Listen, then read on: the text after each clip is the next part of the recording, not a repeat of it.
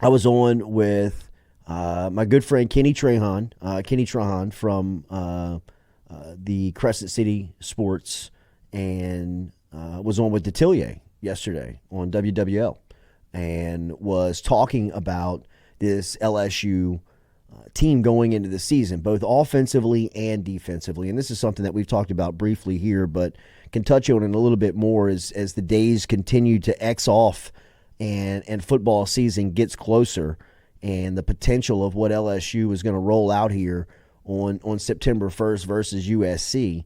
And offensively, I think it's going to be a really different team. And we talk about Nussmeier, and I think Nussmeier has a lot of built-in advantages going into this year's squad, and good for him, right? I'm not saying that this is anything that he should be knocked for. I mean, he is playing alongside some very high-end players, which is usually the case at LSU. I mean, that's usually what the sales pitch is from recruiters to prospects, is you want to play with big-time players, you go to a school like LSU. And I think this year's offense features so many guys. I mean, we mentioned that 2021 class, Garrett Dellinger, a veteran on the offensive line that we rarely mention, I think is another piece, another example to give on just how solid this group is. You don't talk about a fifth-year guy.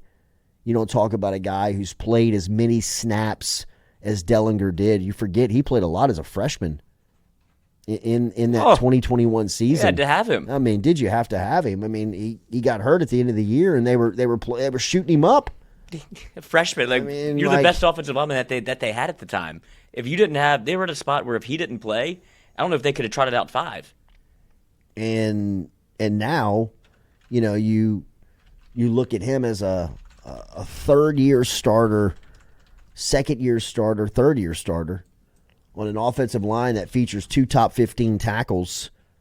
And, the guy, a lot like we talked about, the examples that we use, Stephen Ridley, Garrett Nussmeier, same thing happened to, God, why do I always forget his name? The center last year for LSU. Mason. No. Turner? Is it Turner? I moved some pieces around, but now you have me in this pickle. I'm blanking. But Marlon Martinez. No. He did play center a little. He did. But the guy who's been the starter for 4 years. Yeah, 3 years, and has left. We're going to do this. We're going to figure it out. I'm sorry. Thank you for your service. Help me. Chat. But, you've got a guy in DJ Chester who unseats a veteran 3-year starter. Miles Frazier? No. Turner. Charles Turner. There he is. Charles Turner. Thank you, buddy. But Miles Frazier's another one. He's a third-year starter.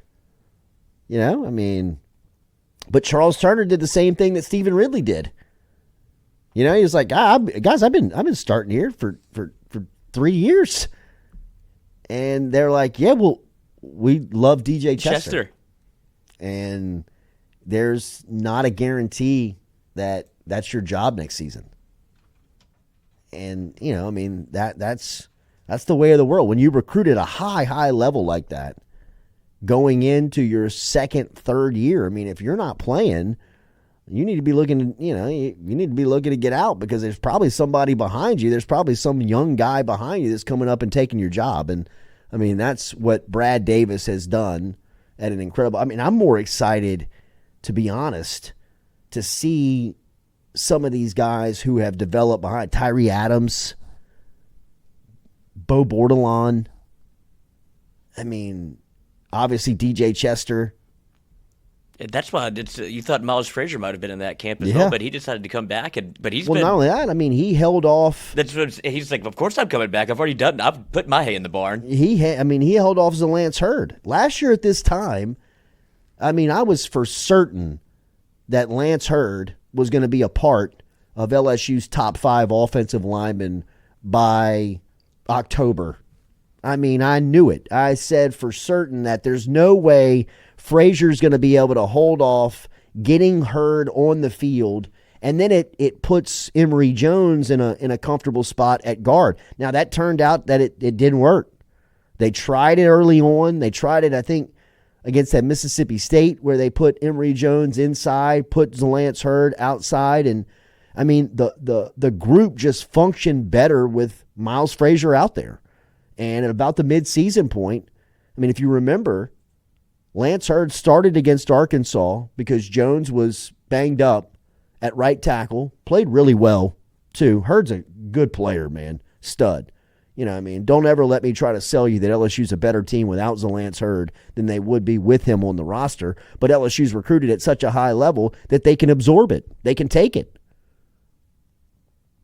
And shout out to Miles Frazier, who, you know, really has held his spot in some fierce competition. I mean, competition with like high-end pros. Hurd's a pro. Jones is a pro. Frazier's a pro. Yeah. I mean, damn. What else does the guy got to do? But, I mean, that competition, beating those guys out. I mean, you think you're one caliber of a player, but when you come to find out, you're like, man, you're so much better than you even realized or the coaches even realized. By being able to hold that guy off, it kind of, you know, put you in a position where you developed your game. I'm so excited to see the development and the depth of the offensive line this year. I mean, I know that's kind of, I mean, I kind of feel old. You know, I mean, it's like one of those examples where you're like, I can't wait to watch the line play. You're like, ugh, Dad, what do you mean? Watch the ball. Yeah, right. I mean, like, what about Caden Durham? You're like, yeah, he's got to run somewhere. You know what I mean? Like, you put Fournette, Geis, Durham, and the you know, all of them back there. If they don't have a hole to run through, it's not gonna mean anything. And that's where I think, you know, LSU this year with this offense, will it be the number one offense in the league? Probably. I mean, number one offense in the country? Probably not. Probably not. You know, but it will be as effective and as efficient as some of the best offensive that have come through here have looked. I think they'll be able to control the clock. I think they're going to have a smart quarterback. I think the decision-making is going to be the biggest improvement from Nussmeier of last year's bowl game to an every-week starter. And I thought his decision-making was phenomenal in the bowl game, where it showed his improvement, his maturity, where it said, hey, if he understands and he realizes you don't have to be hero, you don't have to make huge plays, you got an offense that is going to be built on the line of scrimmage, being able to control the ball and the clock, and you've got an option of running backs back there that can tote it and carry it for you, and you've got options. Frank Wilson's specialty is keeping guys fresh. Right? I mean, he keeps coming at you with one punch, then he throws another punch, and by the third and fourth quarter, you're punched out. And, you know, I think the substitution of Jaden Daniels' electricity, of Jaden Daniels' excellence, which was his accuracy, his pinpoint accuracy of throwing the ball down the field, which put defenses on their heels. And when they were on their heels, he was able to make plays with his feet that just nobody could stop. You lose that dynamic, obviously, of the quarterback being a true threat with his legs to beat you. But you pick up these intermediate underneath passing game that's going to feature a guy like Mason Taylor, these tight ends that LSU has recruited over the past 2 years, big wide receivers again, but it's not the mold of Jamar, Malik, Brian Thomas, Justin Jefferson, these guys that have come through here that are so electric. These are more big possession, Kyron Lacey type wide receivers, CJ Daniels, guys that are going to catch the football and may not get out of a tackle and go 60, but I would say C.J. Daniels and Chris Hilton both possess that ability. I'd like to see C.J. Daniels do it in the SEC. I think they have those types of players. But what I'm saying, and they're still going to make plays over the top. I mean, they're still going to beat you by putting it over your head. It's just going to look different. But the scrambles that Daniels would give you for 12, 15, 18, 20, 25 yards, those are now, to me, intermediate passing, underneath, throwing game that Nussmeier is going to make top-notch decisions behind a wall of protection in this offensive line and throwing to sure pass catchers, right? Where it's much more methodical, where Daniels would hit you 2-play drive, 80 yards, touchdown, right? Like this may be 9, 11, 13-play drive where you're just sopping up the clock, keeping your defense off the field, keeping your defense fresh, not exposing them to as many possessions for the other team. It's going to be a different style of. I see this team like huddling up, huddle, burn the play clock, burn the clock, keep the defense off the field for LSU, keep their defense on the field. Can you imagine what Emory Jones, Will Campbell, DJ Chester is going to look like pulling at you in the late third, fourth quarter when they've held the ball for double the time that your offense has? Play 15. Where you're like, man, this is brutal. This is brutal. I got Will Campbell's about to hit me again. He's about to pull and lead block for Josh Williams, Caleb Jackson again. Oh, give me Caleb Jackson in the third quarter after, man. Josh Williams. Right. No, I think he's going to get probably, especially earlier on, I do think he'll be your starter and get the lion's share. But I'm talking about late in a game. If you've been leaning on people, then you insert a fresh Caleb Jackson. That's the last person you probably want to see in the backfield lineup. Oh, without question. And then you can sprinkle in a little Caden Durham who can hit you over the head for 80. Right. Well, he hits your home run. Durham's, you bring Josh Williams, you bring Caleb Jackson in there, hit singles, doubles, triples, you put Durham in there and pop, gone. Give him one crease, give him one hole, give him a step, and see ya. He's gone. So I love the mix of this. I think this offense is it'll feel more retro. It'll feel a little older, a little bit more old school. Where LSU last year, they were so ahead of the curve. You could run no huddle, get on the ball, quarterback make the play at the line of scrimmage, play breaks down, quarterback's gone. Give him protection. You got 2 wide receivers that are first-round picks. Try to double-team one of them. Ball goes other side, touchdown. Bang. Just like you blink. Like, what? Like, you're down 14-0. That's what's going on. And now it's 14-14. Right. But and the and it's on. Now game defensive on. coordinator's like, bro, keep me off the field.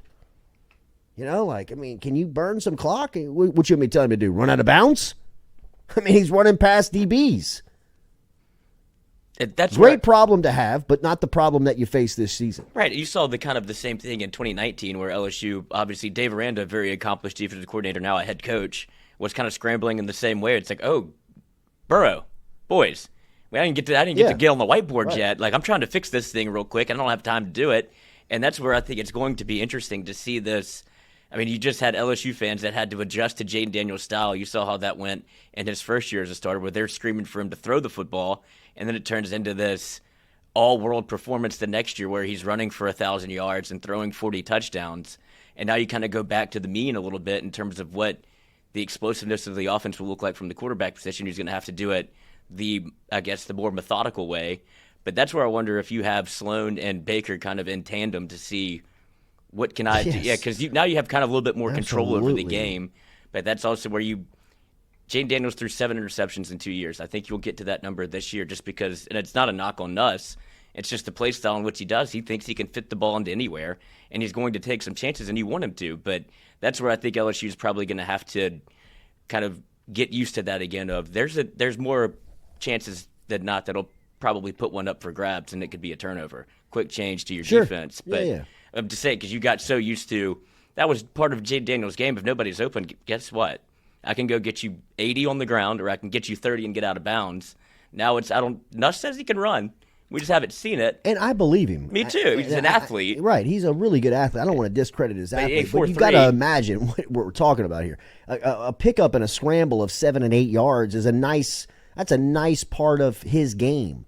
What we're talking about losing is a guy that can bust it from anywhere on the field. That's the comparison. It's not fair to Nussmeier. He can run.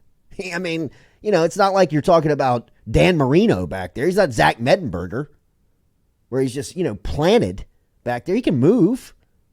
But, I mean, what we've seen the last 2 seasons, it ain't like that.